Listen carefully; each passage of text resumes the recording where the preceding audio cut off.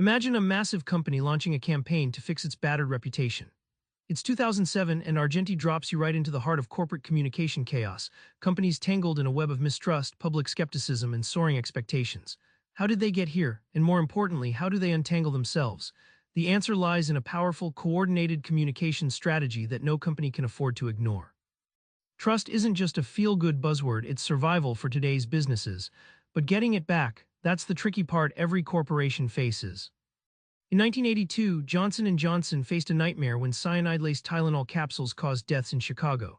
Instead of hiding, they recalled 31 million bottles nationwide, an unprecedented costly move that shook consumer confidence but showed radical transparency. This crisis management is still studied as the gold standard, trust built from brutal honesty and swift action.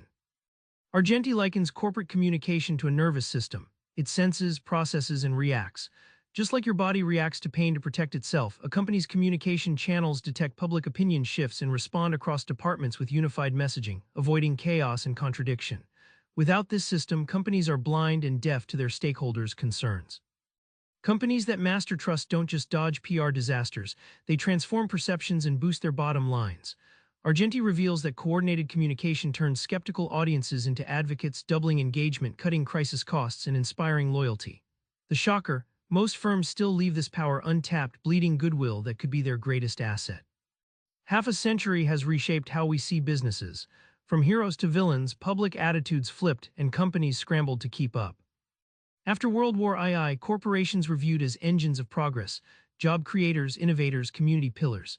Fast forward to the early 2000s, scandals like Enron and massive environmental disasters flipped that script.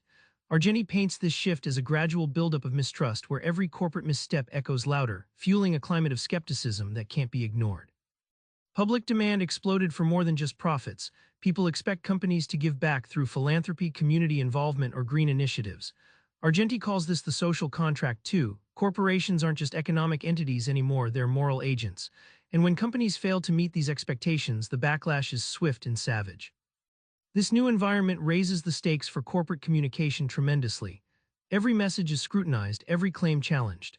Argenti argues that communication now must weave in authenticity, social responsibility, and transparency to navigate the maze of public suspicion, a high-wire act requiring sharp strategy and flawless execution. So how do the smartest companies stay a step ahead? By crafting a seamless, coordinated message machine that hits every beat perfectly. Argenti shares how one multinational, Global Tech, transformed its chaotic messaging by establishing a corporate communication office. This team bridged marketing, PR, legal, and HR, ensuring all spokes delivered a single story. The result: clearer brand voice, faster crisis response, and saved millions in conflicting campaigns that confused consumers and employees alike. Modern communication isn't guesswork anymore, it's data-driven strategy. Argenti compares this to a GPS for messaging, tracking sentiment, engagement, and emerging issues in real time.